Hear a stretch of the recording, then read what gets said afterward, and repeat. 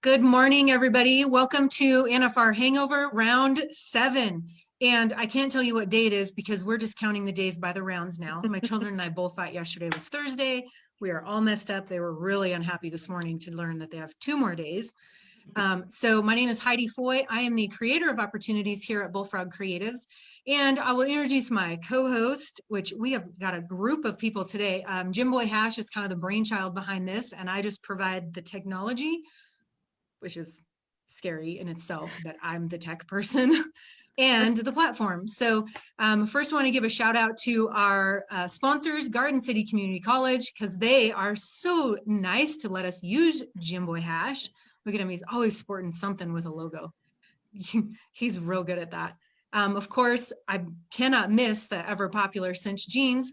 I have a funny story, but I don't think I'm going to share it. Don't follow. Look at, there you go. Lead, don't follow. There we go. Please don't follow. And of course, our most popular goat tying, goat livestock provider, the Double Rafter Livestock, who also dabbles a little bit in saddle bronc horses, I hear sometimes. So we have a full docket. My screen is full of all these wonderful faces. Hey, we got another. Oh, do you want to talk your deal? I can, you go for it. Okay. Well, your platform, your Bulldog Creatives. I did Bullfrog Creatives. All right. Well, okay. So now, another new. I need a drum roll? Yeah. Do I need a drum roll here? Another new line of equipment. We will be selling this. This is the Emily Beisel Rodeo Repair Kit. Okay, because apparently this is the last bag of rubber bands you can buy in Garden City. They're all gone. But for $20, I'll send you a strand of this. And it's good to have. Never know when you might need it. And Emily has used it before. It is approved. It does work. If you get stuck in a ditch, I'll have to have my son Jayton braid you up a big rope. They might dry out and get you out before you get it. But anyhow. So there's a new sponsor, Emily Beisel Rodeo Repair Kit. And you can send your payment via Venmo or PayPal. We'll even pay your shipping. Yeah. Perfect. That's perfect. So I'm just going to kind of go around my screen here and have you all introduce yourself. Why don't we start with Jessica? Hi, I'm Jessica Whaler. I am the marketing manager for Cinch Jeans. I'm currently in my hotel room here in Fort Worth before we get the day started with some of the shopping and vendors and everything, and going around to the stockyards and everywhere. Perfect. Haley, go ahead. Hello, I am Haley Bridwell. I am of Bridwell Pro Rodeos here in Red Bluff, California, and I am actually in California because my husband is representing our company and our animals in Fort Worth at the NFR, and I am home with children and lots of chores. I feel you. I so feel you. So listen, our intent is not specifically to talk about fashion, although I know that Jim Boy has some real good input in that area. I can only imagine. But as normal, we usually just kind of run through the events and talk about whatever comes up. And Haley, you had a real good story that you told off camera, so I definitely want to talk about that too. So my kind of background, I was the openings production manager for the CNFR for about 8 years. And so after having done that, I'm always watching the production side of it and definitely watching the openings. I don't know if you guys have watched any of our broadcasts this week, but the openings we feel like have been on point. I know in Vegas, it was a very Vegas style show with the lights and the kind of lights and smoke and all of the loud music and stuff. And I think the turn in Texas has been awesome. It seems more, while I know it's not CNFR like, but it's definitely similar to the openings that we did at the CNFR. I love the stories that they tell. Last night touched me personally. My dad was a firefighter for 20 years, so it's always cool to see something that relates to you personally. I also really liked, I'm betting it's the first time ever that the contestants have not done their grand entry on horseback. But it was so cool to see him walk in and kind of stand around that flag, the flag pole, non-traditional for rodeo, but so cool. What did you guys think about it? Yeah, I was able to sit there in person and be pretty low down on the floor, and it was a good opening. We love the bands that have played before, but there's something moving about rodeo contestants and the individuals that get to honor those first frontline workers all the way through, whether they're firefighters, ambulance, police, anybody overseas fighting, and of course the healthcare workers that have experienced so much now. And so for those guys to walk out on foot, it was super powerful if you were in the arena. And I think it translated well on the broadcast as well. Perfect. Absolutely. I would agree 100%. I was not there, so I got the opposite viewing point of what Jessica did, and it translated well on TV.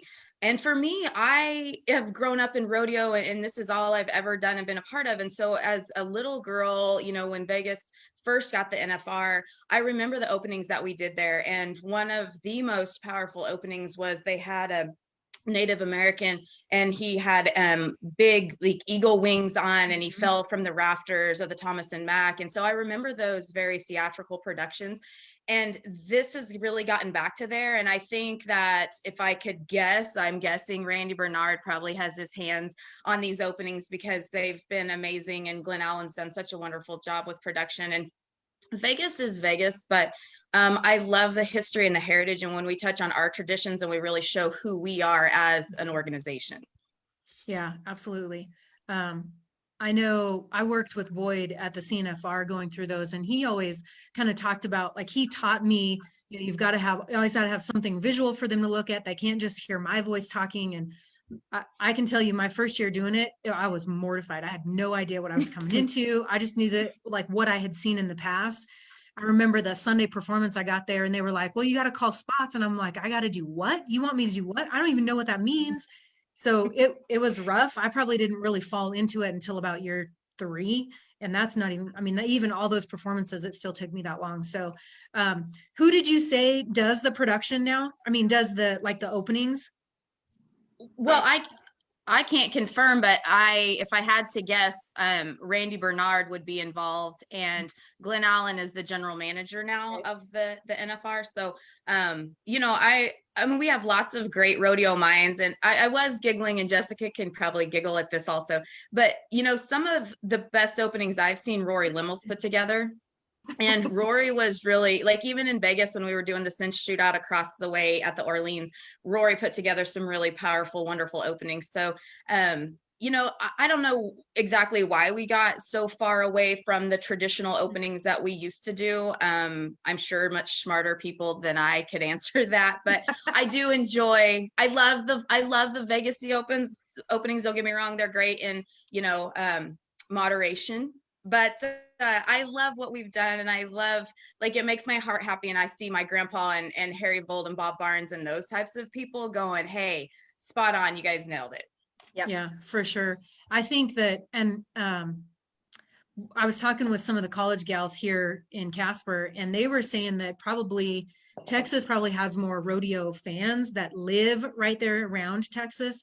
And so I feel like they're really appealing to the audience. At the same time, if we have these kind of openings in Vegas, maybe we can tell our story to those that don't know it, which, you know, that's the goal. Like, you want to make sure that those that are not as familiar with the Western industry and our background know where we're coming from and why we feel the way we do about certain things. And so I think there's really some opportunity there to do that. So yeah, I think everyone that we have talked to on this platform has been a really big fan of the openings, and they're doing a wonderful job. I feel like. And showing them on TV. Like, I got to give props to whoever said, hey, we need to show the entirety, because you know, that opening sets the tone for the whole evening, in my opinion. You know, that kicks it off, and it really kind of establishes the mood, and people haven't always got to see that. And I love that they're putting that out there, and they're allowing people that wouldn't otherwise see it to see it. Yep. Well, I can tell you, we're sitting down and eating dinner much earlier than we normally would, because when that opening starts, we got to have butts in the seats, and we better be there when the national anthem starts. And I would also add too that, you know, my kids are standing in front of the TV with their hands over their hearts. You know, last night my daughter was saluting the flag, which I don't know where she got that, but good on you. I mean, I don't do that because I didn't serve in the military, But I mean, those are things that are leaving, I think, a normal family tradition, and what we're seeing kind of those, I don't know, those moral fibers are kind of disappearing a little bit. So I really like that. So Jim Boy, you've been so quiet. It's strange, actually. I said yesterday with this lineup, I ain't gonna say much. You said something about going through the events. If you want to start the bareback riding, Do it. I thought sure we was going to have the contractor of the winning bareback horse on here this morning. It was really close, but you know, that's rodeo. Don't pound my head against the wall. They're like our children. Like you, I have found that it's much harder to be home and watch them and to be nervous for them because I can't see them or feel them or touch them, you know, like I would want to pet them normally, or, you know, see that they're physically okay. So to watch them on TV, I mean, I trust my husband immensely. He's a great horseman and he's done fabulous things, but it was nerve-wracking, and you know, they just meat sweats was not enough with Casey Fields, and we're, you know, we understand that we have to be better. We want him to win. He's our dear friend, and they're all our friends. You know, we know them as everyone does, and I have sentimental ties to so many of them for so many different reasons. Jamie Howlett and Richie Champion, I had in my college region when I was secretary in the college region in Texas. And so I saw them as young guys coming up. And so, you know, you want them all to do well. And when your horse doesn't come through like you know he can for them, it's really, it's hurtful for your heart, for your horse, for your friends, for just, but it is what it is, and it's part of the game. So we'll try again today. A whole new level of anxiety watching the rodeo, I can imagine. Yeah, but you know what? You're really excited because the other contractors are our friends. We love the Calgary Stampede guys. We do lots of rodeos with them, and we, you know, spend lots of time with them. And so to see their horses, which we know are amazing, and they're just really fail proof, I think. I'm like, you guys never fail. And we don't want them to, but it's like, they're so awesome, and they're so just always spot on. And so we love seeing them do well. But the bareback ride, I was really, my like yay for the night was Win Ratliff, because he's such a good guy. And he's just one of those guys, you see him, you just want to give him that big hug because he's so kind and so sweet. And to see him do well, I thought he was going to get the round win, but good for Win. Yeah. Do y'all have anything out tonight? We do. We have not in the bareback riding. Our horse in this pen wasn't quite an eliminator. She probably honestly would have fit in last night's pin better, but for whatever reason, they have her over here. The eliminator pin is different in that they take actually 25 horses for that eliminator pin to choose from, because the eliminators have a hard time going twice in some of their, you know, some instances. Example, Craig at Midnight isn't always as strong on his second trip as he is on his first one. Sometimes he is, but the eliminators are a little more hit and miss for them in their minds, the contestants' minds. So they take more of those horses to choose from. So there's really only about 5 horses that are going to go back into the draw tonight to get a second trip in this eliminator pin. So we're not disappointed for her to be in the re-rides, but you know, if they get to her, they get to her, and hopefully she'll do well. But you know, the eliminator pins, you just want those guys to come through healthy, and they're exciting for us all to watch. And I have mixed emotions on both sides, because I love the history and I love the eliminator pins for what they are, but I look at those guys and I understand from a wife's perspective, like, just, honey, come on and get through this and be healthy and intact and able to go again. Yeah. Now, is that just the saddle bronc you're talking about, or the barebacks too? So that's the barebacks. We have an eliminator bronc out in this pin, and he didn't go the first time around. I'm guessing because they hate him. And we understand. we raised him, and he's ginormous, and he has a really big rear right out of there, and kind of a swoop and a dive, and he, watching their eliminator pin the first round, I understand, you know, when I saw the draw, I was like, oh, he's in the re-rides, but then Tiger Warrior was in the re-rides. And you watch their pen of horses, and Tiger Warrior and Indian Burn did not really, they were a different kind of eliminator. And so I understood. So it'll be interesting tonight. Yesterday's delivery is in this pen tonight. He is probably one of the most dynamic saddle bronc horses I've ever watched. I saw one of the right boys at Puyallup be, I believe it was 93 on him, best bronc ride I've ever witnessed in my life. But he's a different rank than what a Tiger Warrior is, and so, or an Indian Burn. So it'll be interesting to see. Chase Brooks drew Indian Burn tonight. I think Jacob Crawley drew Tiger Warrior. It'll be interesting to see how the judges handle the different styles of horses and how those guys put the rides to those styles. So you brought up the judges. We've talked about the judging a couple of times. What is your take?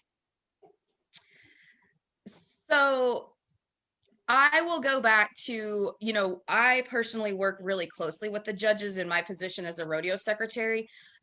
We also work closely with them as stock contractors. So they're all my friends. They've known them all for years and years and years. So it's really hard for me to ever take the side of, oh, you know, these guys, you know, and thinking that, you know, I've heard people outright call them cheaters, and I don't believe that at all. Like, I will not ever say there's one of them that I would be like, yeah, that guy's a cheater. Like, yeah, look out for him. I just think that they get caught up in different angles. I think they get caught up in the emotion of the event. I think that it does look different when you're standing there in the dirt compared to the camera angles. TV takes away a little bit. So the judging, it is a little bit perplexing for a guy to be, you know, an 18, 19 and another guy be a 23 on the animal. I get the spur ride, but to be that far apart is kind of, but it is an opinion, and it's a human opinion. And we know that human opinions, they don't always align with my human opinion. And it's no difference in politics, religion, or rodeo. So it's, you know, there's been times I've gotten messages throughout the weeks, man, that guy could be a few more points, or man, they could have been a few more here. And that's always going to be the case. I think that's some of why we get to have talk shows and why we keep going. Because I mean, if it's a perfect system and they're all end up at 85 and we have no winners, what are we going to talk about? So it's good conversation. Yeah, for sure. For sure. Hey, the steer wrestling. We had Matt Reeves on here yesterday, and man, I've never pulled for a guy so much in my life as I was pulling. I know. Like, We were up out of our seats. You know? I think my children thought I was losing my marbles last night. We had Emily on. She wins around, and then we have Matt. I'm like, man, if he wins around, there's going to be 100 contestants calling me wanting to be on. But, you know, he made a good run. He had a good steer, made a good run. He got out Drew on a few, and we talked about the draw yesterday, and that belongs good watching. It's just like a lot of events. It's going to come down to Saturday night, but yeah, I felt good from that. That's good. And for those of y'all out there watching right now that didn't get to watch our show yesterday, go back and watch it. You know, Matt takes a lot of grief, and but Matt's just point blank. That's how he feels. And you know, it was a good show yesterday, and so I encourage you to go back and watch Matt. And we talked about his trials and tribulations a little bit there yesterday. So anyhow, y'all got anything on the bulldogging? You see anything? You were there live, Jessica? I was. See anything good? Anybody fall off? Yeah, that's one thing. That's one thing about about Vegas and the bulldogging. Nobody's going to hit the buck and shoot. Well, nobody hits the buck and shoots. I don't know, but Joel Hazen gave us all a run for their money for Clown Act of the Year. Yeah, that's my brother this morning said we need to put a video together of Jewel and send it to the animal rights folks and just show them, you know, look at here, this guy just got mauled by a farm animal and then he petted him, you know, so. Yeah, as Haley said, twice. They're not all big mean guys. Yeah. I would say none of them falling are. off at the back end this year? Yeah, no, nothing crazy besides Jules' double acrobat. But I will say that would be a great birthday present to win the first place paycheck like Clayton did. I'd take that. Yeah. No. I love that if you fall off at the back end at Globe Life, perhaps maybe we should reconsider because that's a different back end than Vegas. I mean, in so many ways. Like There's something else going on. We ran Yeah. for too long. Yeah, yeah. but Haley, you know as well as I do that some of the hazers even at the NFR, the biggest show on earth, it could happen. Could. That's true. Anything can happen, but I will reserve a special place in my heart always for Byron Walker bouncing off the yellow buck and shoots. You probably And didn't feel like it was a bounce. No, it wasn't.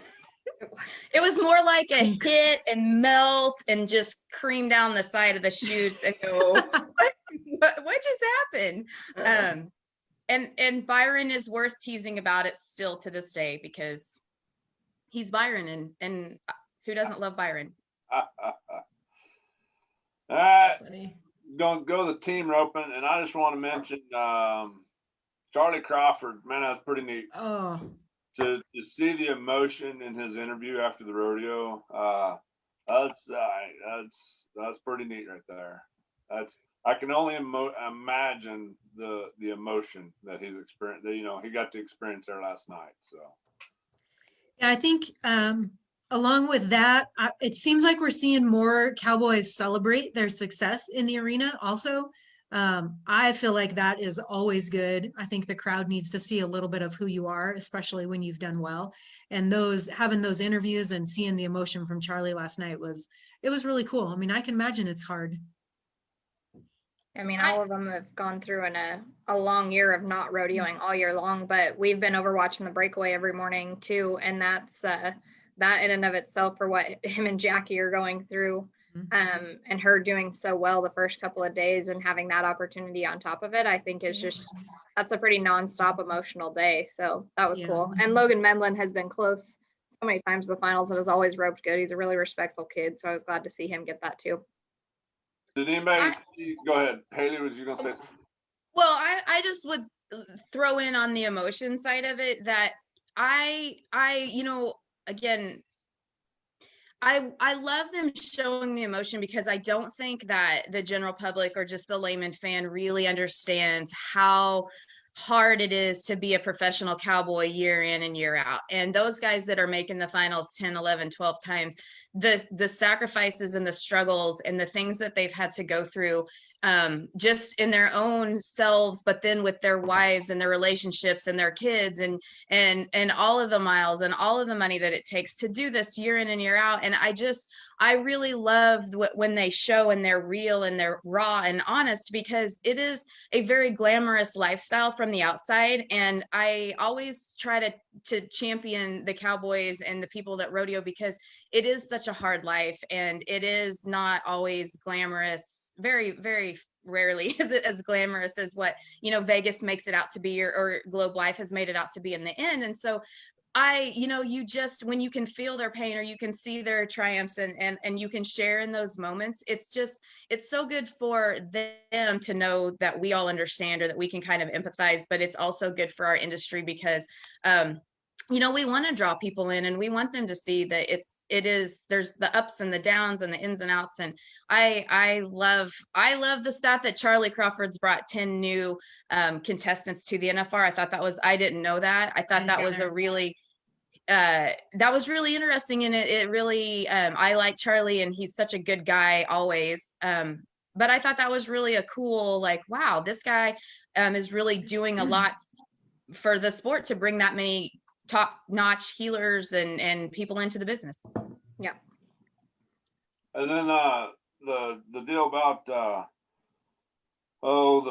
Jackie, you probably seen the deal yesterday where it's a bell collar catch rule there in the breakaway, and she had a foul catch, had a leg in, I guess, in her figure eight, and so she come back up and told him he has no time. No so timer. they flagged her out, I guess, and so then there's some talk on up there in the land that the rodeo karma, how neat that is that then who knows, maybe that helped Charlie get the win last night. I don't know, but I do want to discuss, and Haley, I don't know if you saw it this morning, but Kate had a deal on you know, that the judges reversed that decision, going back to the judge's discussion a while ago.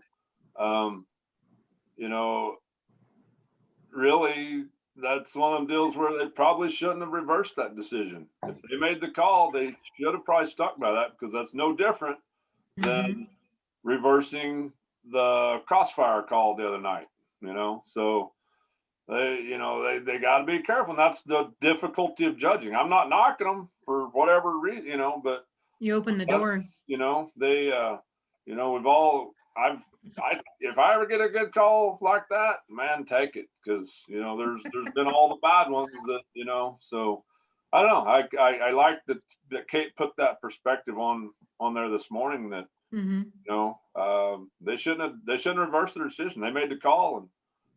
And now I will say that bell collar catch, watching that, it's tough on a Charolais calf on a white rope.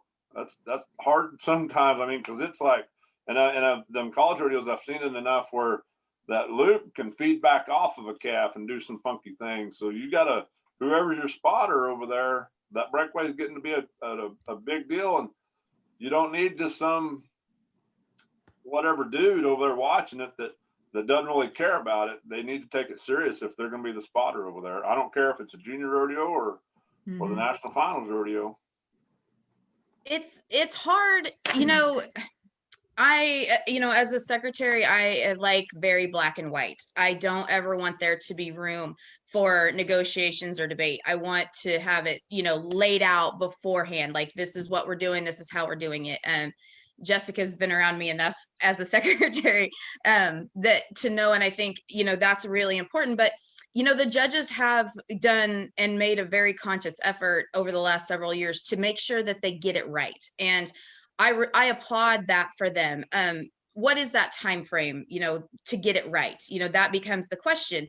It's really one of those things that, yeah, you applaud it. I agree with you, Jim Boy. I think it's one of those that you take the good with the bad, the right with the wrong, and you have to swallow it, whether it be on the biggest stage there is or not. You know, unfortunately, you know, they made the call. I believe you stick with the call, right, wrong, or indifferent. We've seen it multiple times at the NFR, you know, the steer wrestling, you know, they've gone back and had video on Facebook the next day. I believe it was Corey Solomon with a rap and a hooey a couple years ago. There's multiple instances of, you know, shoulda, woulda, couldas. And I think that it becomes what is the time frame to get it right? And that's really the question. But in my mind, once the call is made, the call is made. We don't go back then an hour or two later and be like, oh, golly gee. For me, I just think you're in that position because you're qualified and we have trust and faith in you to make those decisions, right, wrong, or otherwise. And once you make them, you live with them.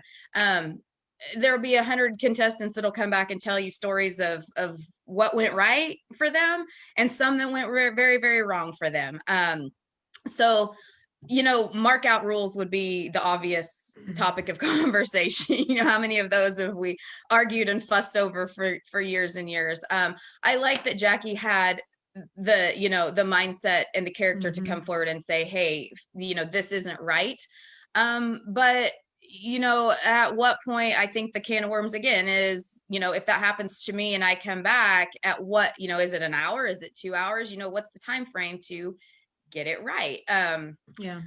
I like when the NFR has, you know, once the call or once the score is punched in, that's what it is. And I like that rule. I think that it's necessary for a lot of reasons. I think people would probably not always agree with me on that, but I think it's necessary and it's the right way to go in these situations. Yeah, I mean, just putting myself in her shoes and being at, like, in my mind, finally being at this level, like the level it should be at, and personally having to make that call, like, I can't even imagine. I mean, there's also no doubt in my mind that she saw it and knew it, and that's what she had to do. And I'm sure it was not easy also. Well, until, you know, we've had this debate for several years since, like, especially since cell phones have gotten as good as they are at video. Yeah. Multiple times, whether it's been professional rodeo, college rodeo, or different instances. I've had parents or contestants come in and say, by golly, look at this. Look, yeah, exactly. Look at this, it's right here.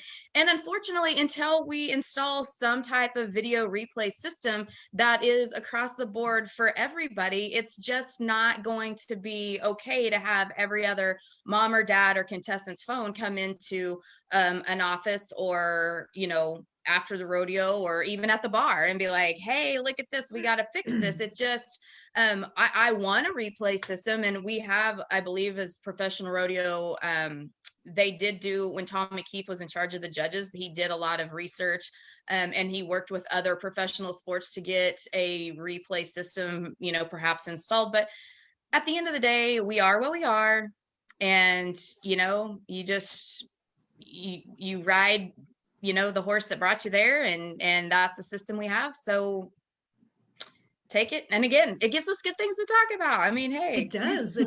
Well, and I think it also comes back to, is that truly the direction that we want rodeo to go? And if it's not, then it comes back to making sure that you have a good judging program in place. I'm gonna be late. Because you don't want people in there that are going to make the wrong calls, or that have consistently I'll get you in a made, minute.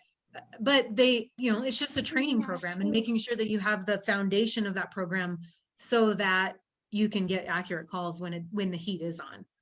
Well, and I think one of the other conversation pieces that goes along with this is, where do you, so we have it at the NFR maybe, or we have it at our largest events. Well, then we have a inability in rodeo to really be able to separate our rodeos. Nobody wants to hear they're the little guy.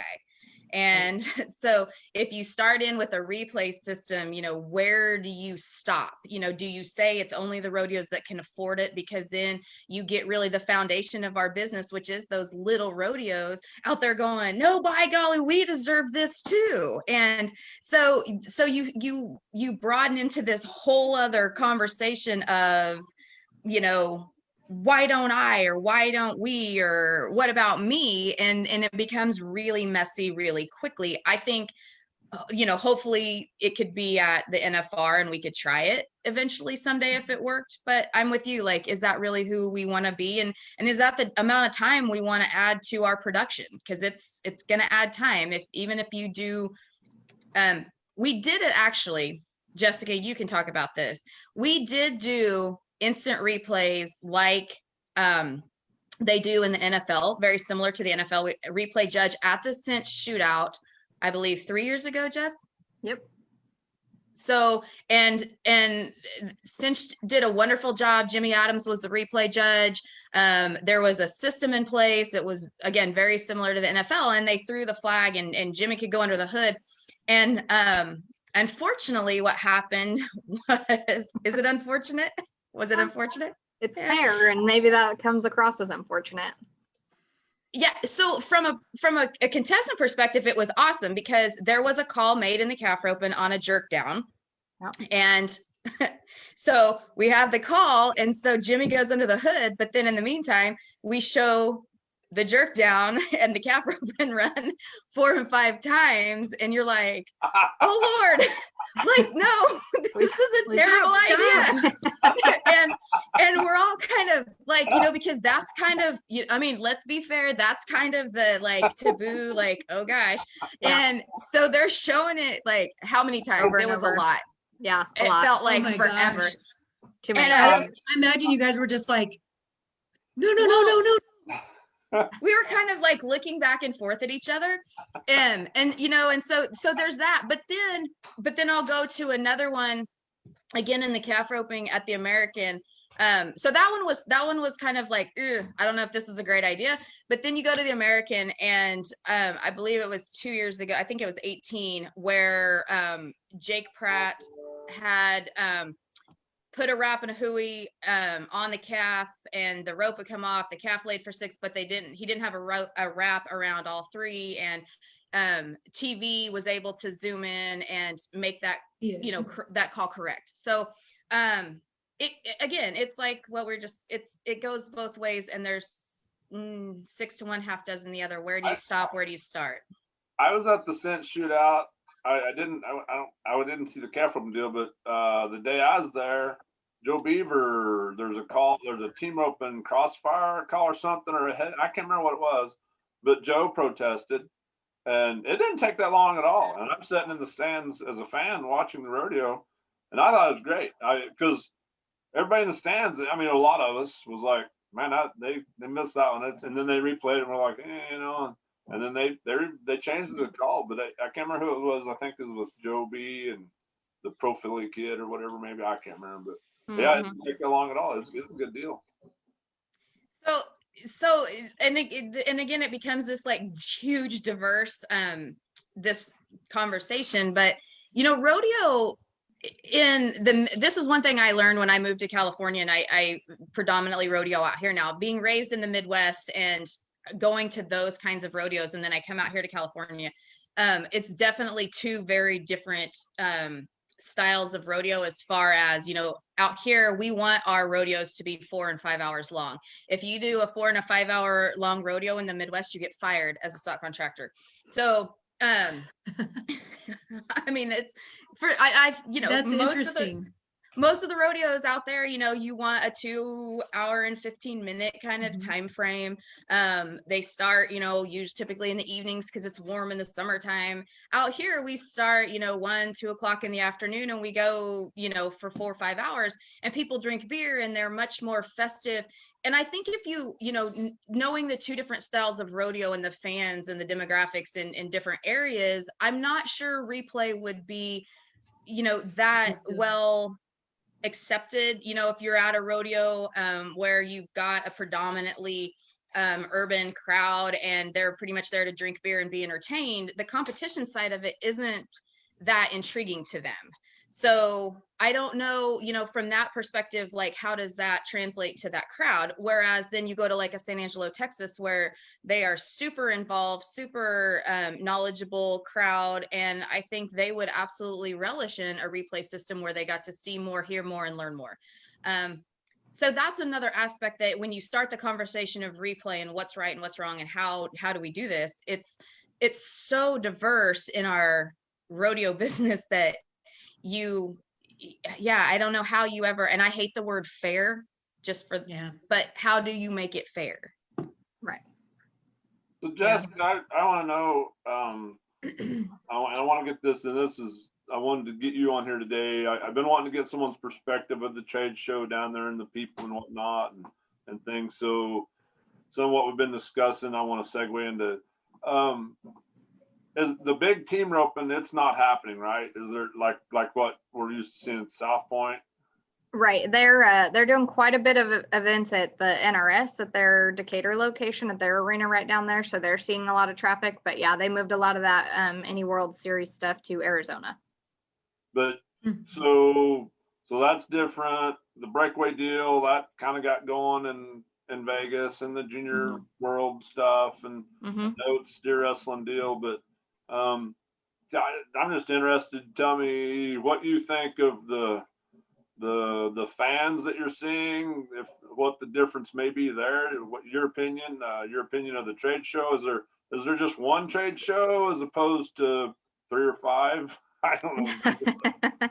Yeah, they have a couple different locations. And so the Fort Worth Convention Center, which is actually right across the street from us here, that footprint looks a lot like the Cowboy Christmas, just like the regular convention center. Not quite as big of a building, but definitely all the vendors are there. That on last Saturday, they had a line at 4:30 out the door they were already at the capacity that they could be at with their COVID implications. So people are here, people are shopping. I think one of the biggest things we're noticing is the difference in the traffic flow for days. So in Vegas, you'd get 2 groups, kind of your first Thursday through Sunday crowd. You'd clear out. Monday, Tuesday would be pretty light, and then Wednesday would pick back up for the second crowd. And we saw a lot heavier traffic on Sunday, Monday, Tuesday, just based on the regional demographic that's here, because there are a lot more people driving in as opposed to having to plan the full trip and fly and get people to do their chores and whatnot. So we're predominantly down in the stockyards area with a lot of our stuff, and it looks like a St. Patrick's Day parade down there pretty much every day. The weather's been great. Today it's going to be a little bit chillier, but those people are out there buying drinks on the street. They're going into. Wait, I'm sorry. St. Patrick's Day? You mean like Mardi Gras? No, I said St. Patrick's Day. I just picked But a holiday you that got has it. big parades. I meant what I said. Hey, He was hoping for more of a Mardi Gras this feel. show is NFR hangover, Jessica. Come on. There are not beads being passed out, Jim Boy. You're not missing out on anything. Do they have dollar Bloody Marys? I don't think they're dollar, but Yeah, 5. I know that is the biggest change I think that you're seeing is just the accommodations. And it's not that Fort Worth wouldn't have tried to, but they just don't have a steak and shake in South Point or after the buckle ceremony. And so the crowd's a little bit spread out. People are in Arlington enjoying the Texas Live, going to the performance, stuff like that. And then Fort Worth just kind of has a different crowd, it seems like. But they're shopping down at the stockyards. That Mule Alley, all the little pop-up shops that they've done, all the renovations that they've done to the stockyards, I think was huge prior to the NFR actually coming here. So those junior NFR contestants are there from 7:15 to about 3 in the afternoon, and then you see them walking around, and they've got family and friends that come to watch, and then they stick around and shop and eat right there. And then the concourse every night has been pretty busy. I think everybody is enjoying the fact that it's not the Thomas and Mack concourse, because I think love the energy that the Thomas and Mack brings, but you can move, you can breathe, you can walk where you want to go. The restroom lines aren't that long. There's bars and concession stands everywhere. And so that's really cool. I would say from an atmosphere perspective for the contestants, for the production crew, having done some of that stuff, it's really hard to get a gauge on your energy in there because everyone, once you're seated, is so spread out. So even if somebody cheers for a 90-point ride or the whole crowd erupts, it's really hard to tell because everyone is so spread out. It's so big on that aspect. So, I mean, we all knew there was going to be highs and lows of this change, but I think it's great for all of us to see it from a different perspective and kind of kick us out of our routines, because there's no reason to keep doing it the way you've done it just because that's the way you've done it. So it's kind of good to see some new perspective, try some different things, see what's working, see what maybe could be adjusted when we all do go back to Vegas. Yeah, I think when you've had an event at a certain place for so long, the local community can get a little complacent about well, and so I can speak from Casper for sure. I think we've experienced it this year, having the CNFR get canceled. Like the CNFR has been in Casper for such a long time that you almost wonder if some of the support has backed off because they've been complacent about whether or not it's going to come back. And I think having this experience of not having it this summer, you know, hopefully we'll light a fire under some businesses and some other organizations to get involved and to keep it here. Yeah. So not saying that people in Vegas have gotten complacent, but it happens. Yeah, it gets comfortable. Yeah, for sure. Your routine, and you know what you do and where you place people and whatnot. But it's been good. I'll give it to the Western industry. Those people have supported in full force. It doesn't feel like we've been in a year like 2020. I know people are out shopping. I know our retailers are busy. We didn't end up setting up a cinch booth this year just because we have so many retailers in this area and we wanted to support them and push the customer their direction. And it was going to be hard with athlete activations. We have 41 endorsees here at the finals, which is awesome, and we love that. But there was no sense in trying to push them into the COVID realm when they're having those random tests and everything. And so keeping those guys healthy just didn't make sense for us to try to put up a booth. So we're thankful for the perspective to see it from a different angle and not necessarily be 9 to 7 in the trade show. We kind of get to go around and see what everyone's doing and meet with more groups, rodeos, and talk through some 2021 planning. So I'd really like to talk about the athlete activation and the athletes that you guys sponsor. One quick question. Have you noticed that there's possibly more local foot traffic rather than just people that are coming for the rodeo?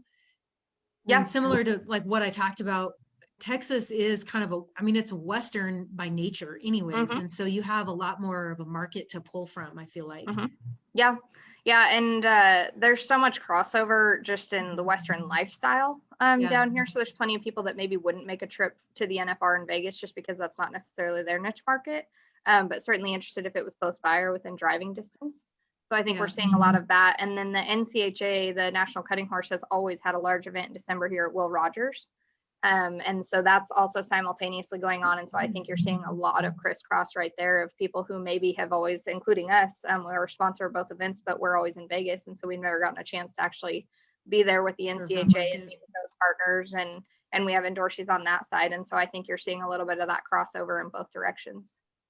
So while we were talking about it, I realized we kind of stopped the event recap, but while we're talking about it, can you explain your kind of how y'all got into the athlete sponsorships? I don't even know if that's what you call them, but partnerships, and then kind of what your future plans are.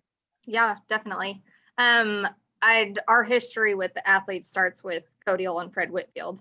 That's the two people that we signed way early on, and Brenda Van Newkirk with the company brought those two on, knowing that they were influential in the rodeo industry in that time frame. And that was huge for us. And we learned that there's not many better paid marketing opportunities than to pick some influential people, because a lot of kids are going to want to grow up to be them and dress like them, use the ropes that they use the supplements that they use, just follow along in their footsteps. And so that for us is somewhat immeasurable. And when we've built the way we have, we didn't have a real stronghold on event sponsorships or really a way to get into that. And so when we started with those athlete partnerships, I came on in 2014 and we had just shy of 100, and we've stayed right around that level, somewhere around 100 plus professional endorsees. And if I really went back and counted, the gold buckles are over 50 that are on the team. The NFR qualifications can't even count that one. We're extremely fortunate. We have a great team. We always have at least 35, 40 guys on the team that are at the finals. And so a couple of years ago, being able to come on as an official PRCA sponsor and have those guys wear that brand down their sleeve, we get to see our brand all the time. And so it's really fun to see that come from the days of Cody and Fred, and just having guys carry the brand and represent us, and then moving on to having as many as we do now. We usually walk away with 3 or 4 guys representing us with a gold buckle at the end, and that's fun. I mean, they become family. I think all of us can say that, working with the people that we do, just like we have so many good stories and relationships with those guys, because truly a lot of them are good guys. That's why, like Haley said, getting to see that emotion and stuff to show those fans. We all get to do this all the time. We produce rodeos with them. You know, you see them week in and week out as you're going down the road. But not everybody gets to see that, or their personalities, or their family, and just all the important things to them. And so for us, the humanization of just, it's a sponsorship, but they portray what the brand is. And that, I mean, the motto of lead, don't follow, just hoping that they'll carry that out, come around, win rounds. Hunter Heron's a great example. Make a comeback like he did, and just kind of really truly represent the brand. Yeah, for sure. Thanks. I know that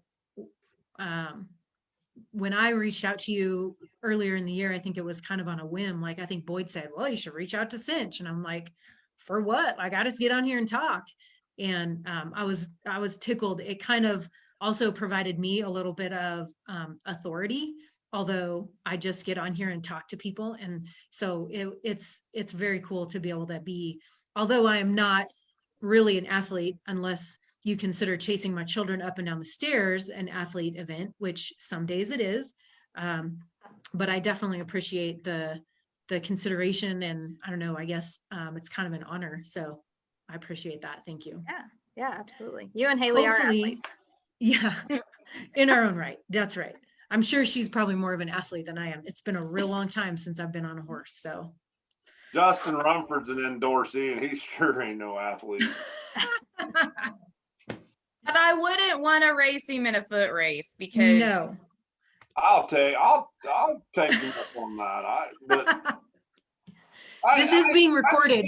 I'm still a little hurt when we did the Cinch fashion show at the college finals, and I wanted to be a model, and they wouldn't let me. They said no. Apparently, I didn't fit that mold.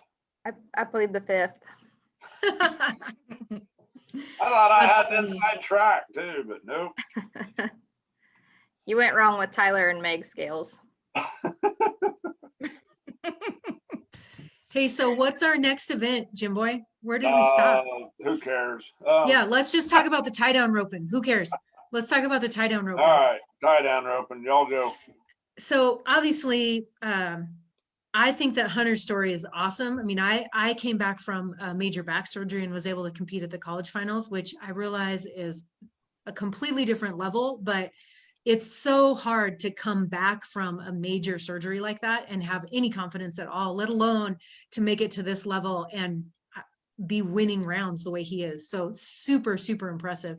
And it kind of warms my heart to know that one, he's a cinch endorsee, but also, I don't know him. I see him on TV, but to hear kind of his backstory really, I don't know, he's got a fan here for sure.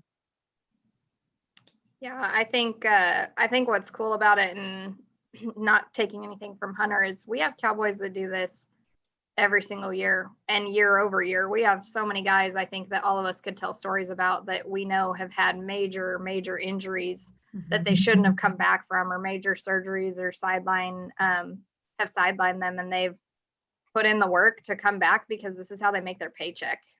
Let alone it's the lifestyle that they know and that they want to be a part of, but there's not an option to go on the injury reserve and still get a paycheck. And so they have to put in the work to do it. So Hunter's story is great. And I wish we could tell more of them, because there are a lot of guys that, I mean, they battle through injuries right now in the finals, and you never really know about it.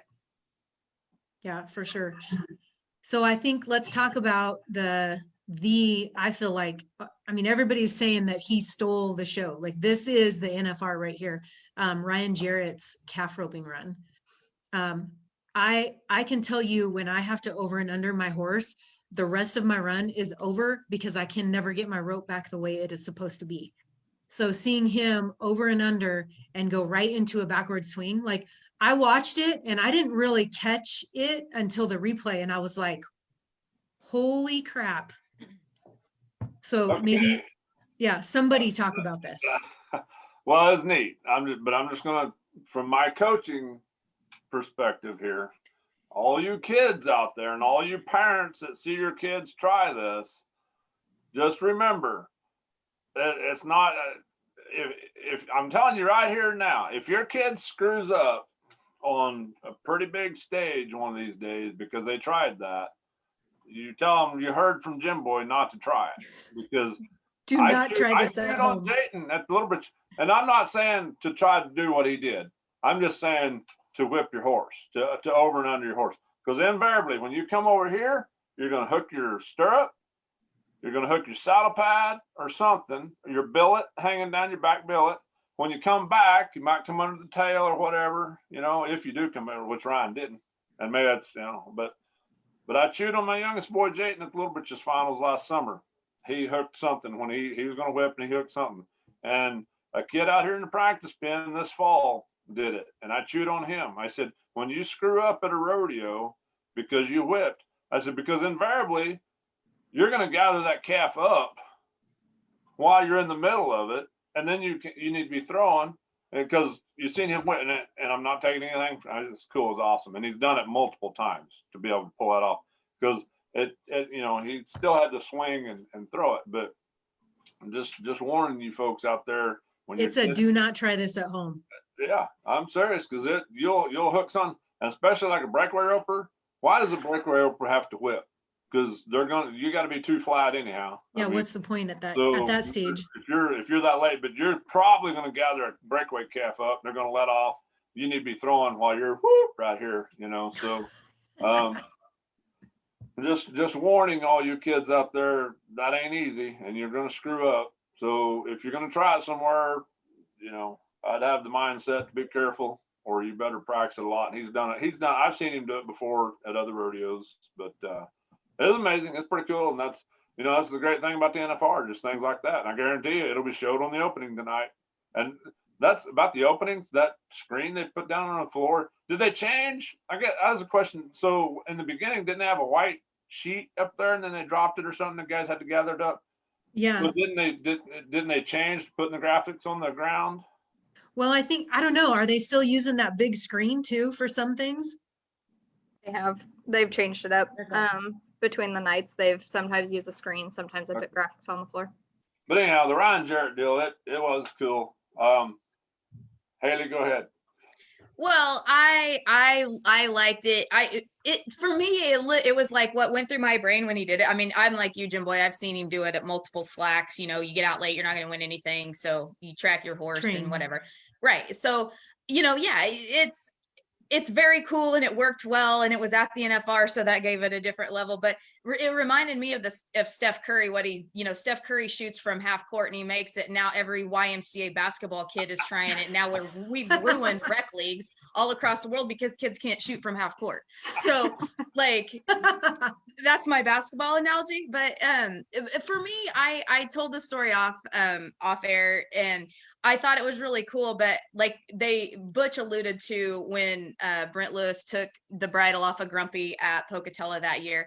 And what made that cooler for me, if you're going to go like greatest moments, was Brent went to ride in, and I believe it was Blair Burke talking smack, which was out of character, and just like, and they got to jawing back and forth, and and Brent pulls the bridle off, and both are my friends, and I tease them regularly, but it was pretty much like, I said this, I'm gonna kick your ass, now watch this, and he did. And so when it's coming and you're kind of like, whoa, this dude just called that out, and Heidi, like you said, it's kind of like calling for the fence, and then hey, like, again, going back to the personalities and what makes this business great, like that's great, and that's what makes these guys superstars. And so for me, very cool. Yeah, Jim Boy, he's wrecked the junior ropers for a little bit, but I would still put Brent and Grumpy ahead of this one. Fair enough. Yeah. That's why funny. that's why I wanted to have you on here too today, because I mean, you come from a long historical knowledge of truth and probably some BS as well, I'm sure. It's called heavy embellishment. Oh, I like that. I like that so much better. I'll never little story about Haley's grandmother, Lola, sweet lady. I remember when I was a punk college kid and went to the first Rumford Pro Rodeo I went to, and I go up there to write a check, and I don't remember if I took the pen or if I left it, but when I was leaving, she was chewing on me for taking the pen. Where's my pen? You took my pen. And so I was scared of Lola from then on, just because I can't remember if I took the pen or not, but I went and found another one, that's for sure.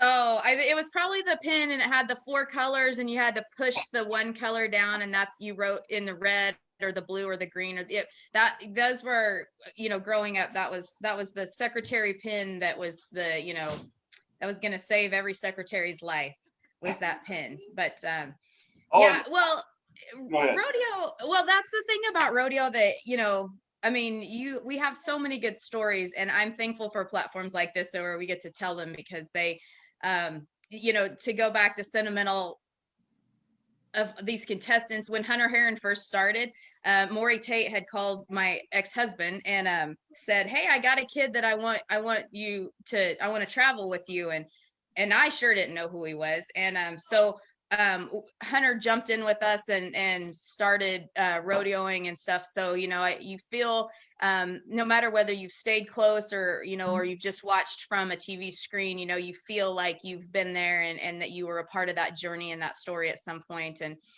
it's so much fun, like Jessica said, to go back and to see where you've come from, and all of these kids. Logan Medlin was another one that was in the college region when I was down there, and now you see them, and there's a certain amount of pride just within the industry to know that it's in good hands moving forward.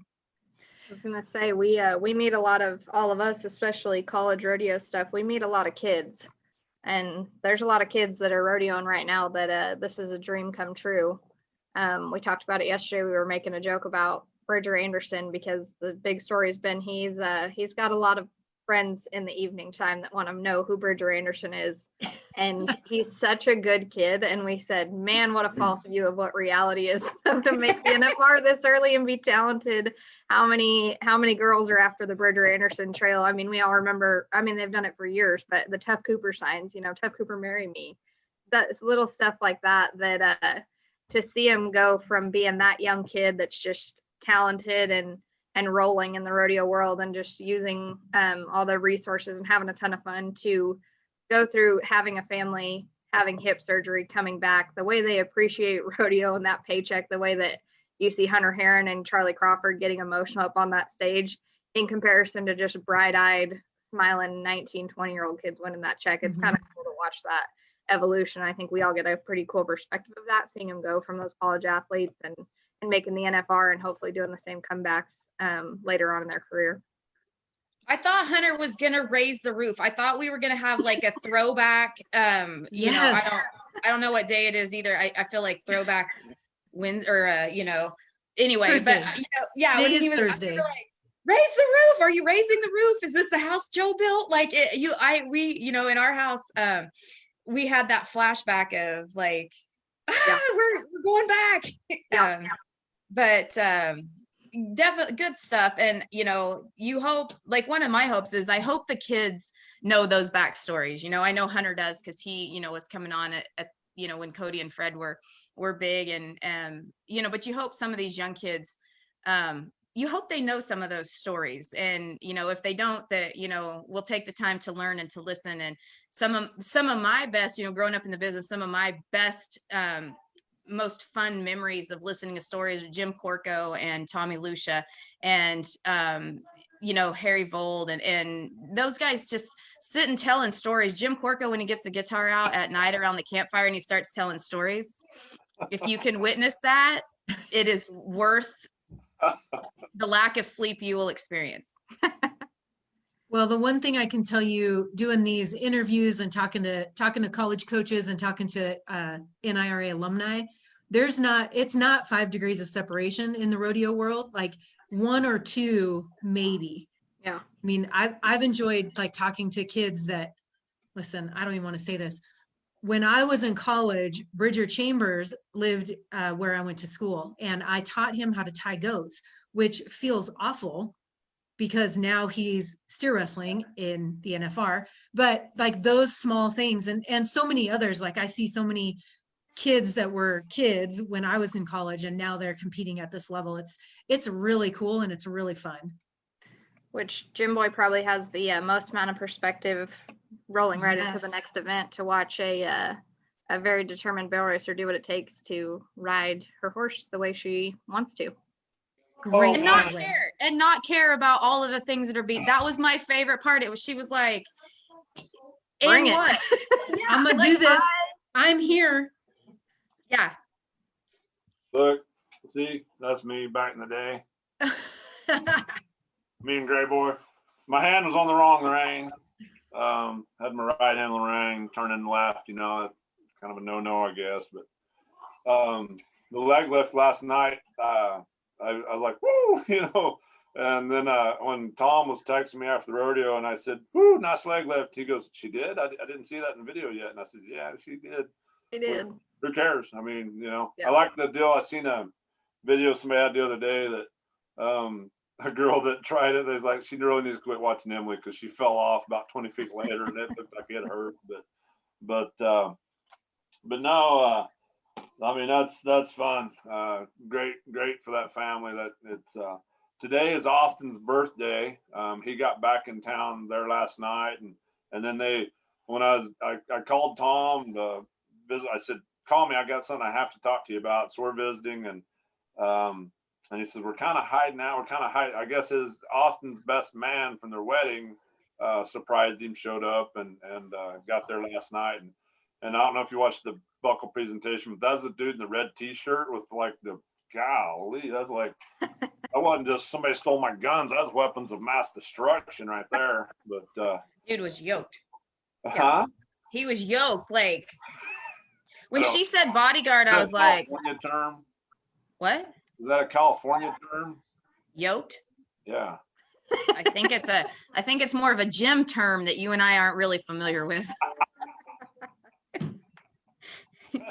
But I'm like, now I know why I got fired as Austin's bodyguard, because there's more girls wanting to know about Austin now. So It's not about Emily. It's we don't have to. It's not a bodyguard for Emily. It's a bodyguard for Austin. But golly, but no, that was you know, and then you know, my whole psychological coaching. I was getting some people texting me last night, and they're like, "Why didn't you start her sooner in the week?" And I'm like, "Well, you know, around here, I like for these kids to fall on their face first a little bit. They got to fall on their face. They got to learn and keep them more humble." But no, that's great for the family.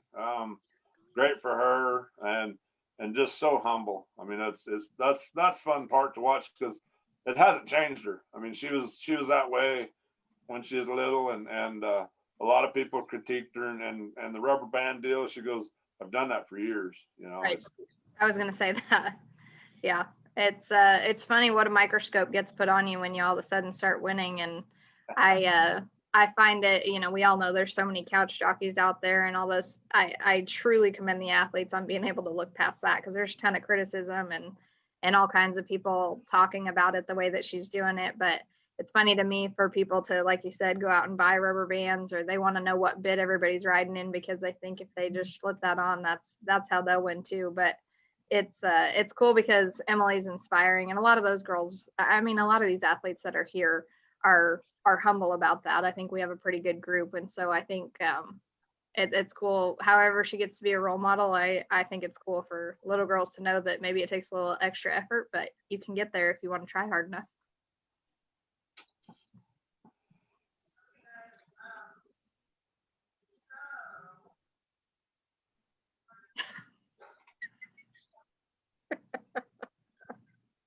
We really can't hear you. Are you talking? No, we really can't. Heidi, we really can't hear you. Okay. So I can sit here and mess with Heidi all day long, make her think I really am talking. But the bull riding, I guess we'll go to the bull riding. What do y'all got on that? I can't remember much. You know, after the barrel racing last night, I had my head down on my phone. So You can't remember much. That boy won the round in the saddle bronc riding and the bull riding. First person to do it since 2001. So what'd you say? First person to do it since 2001. Who did it then? I'm assuming Trevor. Well, they said they were saying they texted Justin McKee texted Trevor and asked him if he ever did that, and their reply was he couldn't remember. He said he couldn't remember, and they're like, "Man, how about that? You want to go around, you can't remember if you ever did that." And I was thinking back, did Ty Murray do it? Possibly, I don't know, but Maybe. I remember when Haley probably knows. Go ahead. What now? I can't remember. That was a long time ago. That was back in my day, Haley. Wasn't that long ago. That's back when cocktails were not as expensive, and so they flowed more freely. My youngest boy, Dayton, when he was picking his team, we had to do a little team, the rodeo team would do a little fantasy rodeo deal, and he's like, "Man, I don't know about Stetson. Man, he's gonna be sore, you know." And I'm like, "Dude, he does it all year long. He rides both events every night all year long. So why is it gonna be any different, you know?" The so first wasn't one. Jesse Beal one of the last ones to do that? Oh, maybe. Do what? Who? Jesse Beal to win two events in the same go around. Did Jesse pull it off? I think so. That's cool. We need Ted Harbin here today to tell us, our statistician dude. I know. So my go ahead. I was just going to say our Facebook comments are not populating very well, so we've got a lot of stuff. I'm just going to run through them really quick. David Browder says Haley and Rump have an awesome opening from back in the day. Yeah. Kaylee Jones, a friend of mine, says if all sports shows open like that, there might be a lot more love in the nation. Katie Cornelson Rumford, good job, Haley Jean. Love to hear you talk about rodeo. You can feel your passion, and it's a little early in California. The sun's coming up. Can you? Yeah. It's gotten lighter. Smith Mule, is Bronx still in charge of taking care of the timed event stock at the finals, or does Kyle have that job now? I mean, Jewel, LOL. Broncos in the box every night. Tom Miller was late to the show, but he agreed with JBH. They should have left I'm assuming the breakaway call. They should have left that call as it stands. Kaylee Jones, rodeo is rodeo because of human judges. We all make mistakes, but if you have replay, you might as well take the judges out of the arena and let them judge from the lazy boy watching on TV. Rod Swafford, do away with the jerk down rule. Contestant is already out of the money. Casey Wynn, Wendy said yesterday was the only slow day so far. So we must be talking about the trade show. She's Tony, do what? Yeah.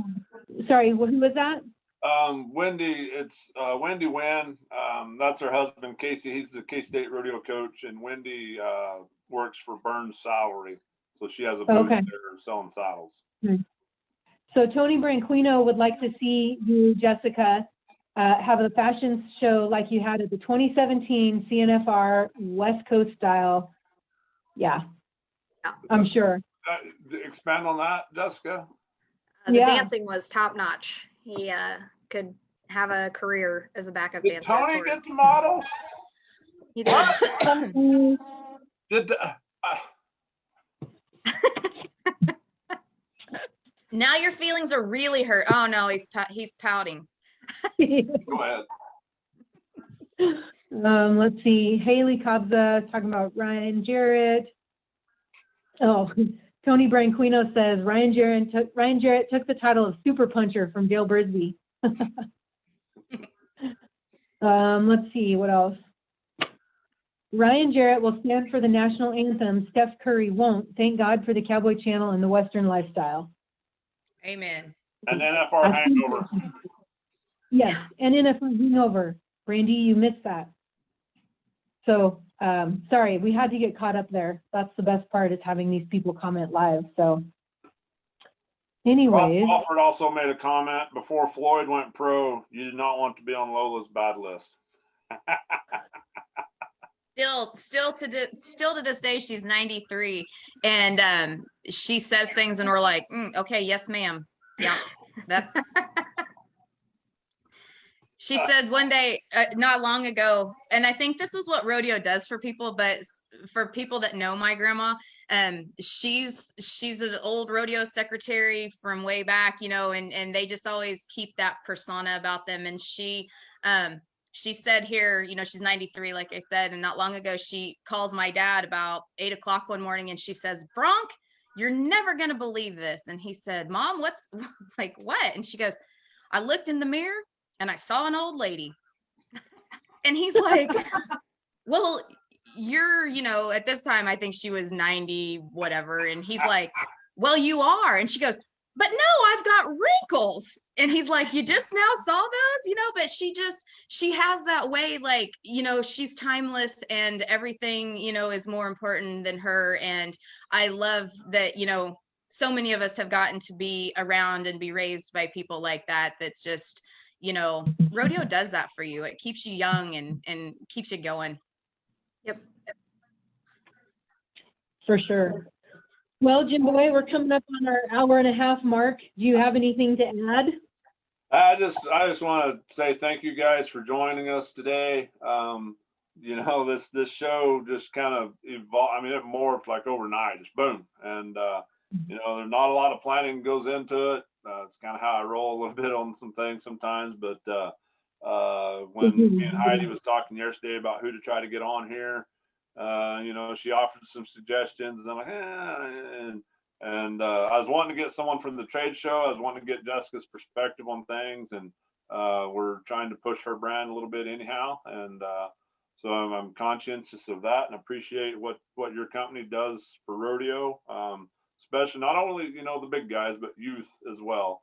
And that's how I got this shirt I'm wearing, from being a junior high national director and being the fine leading person that I am. But anyhow, no, if people only knew how much rodeo knowledge is on the show today from so many different facets, and that's what I like to do here, and all the backstories, the stories that nobody's going to talk about. So if you guys have any friends out there and need any entertainment in the morning, that's what this show is, and it's different from all the other talk shows. We may not be as popular as Rump Chat, Oh, whoa. Is this, no, you're okay. Jessica, I don't know if this question's allowed or not, but can I ask about a new product? Yeah, you can. Like Gold Buckle beer, does it really exist? It really exists. Gold Buckle Beer, our owner owns both companies. So we've had a lot of people say Cinch owns it, which I mean, in theory, because he owns both companies. But David Dean owns Gold Buckle Beer, and we have our own brewery in La Junta, Colorado. So we've heard that a lot. People asking if it's brewed by Coors. It's actually a standalone brewery that we started. And we just came out with our super light beer and our hard seltzers. So we have 3 different offerings, and they're all down here in Fort Worth. We have distribution in Colorado and South Dakota, and then down here in Texas, and we've just got our paperwork signed in Oklahoma. What's tricky and what probably most people don't understand is since you can't just go to a liquor store and buy a 6-pack and legally ship it to your friend, we also cannot do that as a brewing company ourselves, which is a large misconception we've learned in the last 2 years of getting the brand out there. And so the intention behind being a PRCA sponsor is because it was made for cowboys. The slogan is brewed for the cowboy in all of us. We that was the whole drive behind calling it Gold Buckle Beer, putting a bull rider on one can. We've got a saddle bronc rider on the next one. A penny of every beer sold goes back to the PRCA. So we know cowboys like to drink. And so the goal is to benefit themselves with just a dual purpose there. But we know people are itching to get it in every state, and so are we. The legalities are a little bit different state by state. The licensing is different. So just securing warehouse space and distribution everywhere is taking a little bit of time, but we're getting it there. If you're coming to the NFR, you can get it here, and that's a start. We're going to keep working on it. So can I just ask, I'm guessing California will be last. You know what? Actually not. That was one that I just talked about the other day, and we have our licensing there. We just need to secure space. You'd be surprised. They were the ones that made us put all kinds of warnings on our cans. So we feel like we should really push it there since we had to make cans specific for California. We have warnings on everything. In fact, I mean, like, well, COVID's big. So we have all these warnings about all the different symptoms you should look out for. And so the other day I had a flat tire, and that happened to be a COVID symptom also. So like, I didn't hear you mention Kansas. That we're working on Kansas. We're working on Kansas. So this is like the old days. I got to drive across the state line to get my beer. Yeah, call Justin Rumford. He's usually packing some. Well, I got I got connections. I'm not far from the Colorado line. I'm not that That's far. right. Well, I'll just have I'll Yeah. have my minor college age son bring me some back when it comes back for Christmas. Monty Yeah. said he'd get you some. Do what? Monty Turley said he'd get you some. Yeah, whatever. I believe that. Yeah, And we're excited to get it out. Well, I'm glad. I didn't know if you could talk about that, and that's why I like having, now that everyone will watch this broadcast, they will know how to get it, and I'll bootleg it for them. Yeah. You can't, but I can because Right. I'm pretty low key. They're not going to pull me over. very low key. We were yeah. going to call you Smokey and the Bandit. Hey. Yeah, I got asked the other day how I jumped from jeans to beer, and I said I think I was just too dumb to know better. No, it's a lot of fun. Typically they go hand in hand. I mean, Truly. what drink till she's cute kind of maybe, Right, or right. how does that old cross promotion on the marketing Yeah. side. I could do something with that. Yeah. You need like a cinch, you need a little cinch cup holder that slips in the pocket that just kind of. Well, I did have a question the other night. Somebody asked me how we can you have Gold Buckle beer on the back of the Barrelman shirt, and he's getting into a Coors can. Because cowboys like to drink. She's a marketing genius, folks. Give her a raise. We love John Harrison. Hey, Jim Boy, Dustin Sanchez says he passed all his finals. Yeah, whatever. All right. Okay, you guys have anything else to add? We'll do a quick wrap up. I just appreciate you guys joining us. A great show. Great show. Thank y'all for being here. Good And I'm conversation. sure Jessica was a little bit hesitant to join me on a podcast, but appreciate that, Jessica. I just didn't want to bring up the modeling contract in front of the general public. It's out there now. I would just like to say thanks for having myself and allowing me to represent the West Coast. Rodeos are not dead out here. I promise you, we are working as hard as we can to make sure that they continue out on the West Coast and the Pacific Northwest. So please don't give up on us. It is a hard state to live in. It is a hard state to rodeo in, but we are determined to do everything within our power to make it all continue to happen. So we love professional rodeo, and we're thankful for everybody that supports it. Thank you. Sure. Thank you so much. Jessica and Haley, thank you guys so much for joining us. I want to do just one quick shout out for my personal page. There's a little, so my day job, I'm a real estate agent here in Casper, and there's a little in-office competition going on for door decorating. I don't know if you all saw that, but I decorated my door very NFR-ish, and it's Texas Live. So Outstanding. I'm just asking that you go to my real estate page and like that so I can kick everybody's butt in this little in-office competition. So there's that. Second plug, Monday, back on this platform, we're going to kind of bounce back to, we will continue to do NFR Hangover. So there's that. But Monday, we're going to bounce back and highlight some more colleges and rodeo programs. And Monday, we're going to talk to University of Montana Western in Dillon, Montana. So if y'all know any kids or they're not kids, student athletes that are looking at colleges, you're going to want to have them tune in. It's a great rodeo school, great school in general, but really good rodeo program. So there's a little update on what is coming up on the page. And of course, you can catch the NFR Hangover for the next few days. We are going to be here, what's today, Thursday. We're going to be here Friday morning, Saturday morning, and we're going to do a probably first ever round 10 wrap up. And we will, I'm sure will be the best one of the week. So you're going to want to tune in. The guests are still being lined up, but it's sure to be a good one. I'm positive, because Jim Boy does not disappoint. So thank you guys so much for tuning in. For you guys that watched live, we appreciate you watching live and posting questions. If you are rewatching, we also appreciate you, and also continue to post questions on there. I want to give a shout out to our sponsors and our partnerships, obviously, Garden City Community College, and of course, Jessica with Cinch Jeans. And we also want to give a shout out to our favorite goat contractor, Double Rafter. Thank you very much. Bridwell Pro Rodeos. Bridwell Yes. Pro Rodeo, absolutely. Listen, I've got a picture of me in the short go at the CNFR, not the short go, third round, and your damn goat got up. Ugh. I was singing about that last night. Like, it haunted me in my What year was dreams. that? We don't talk about that. That was before I had the contract. Well, okay, we'll go with that, but I'm pretty sure it was yours.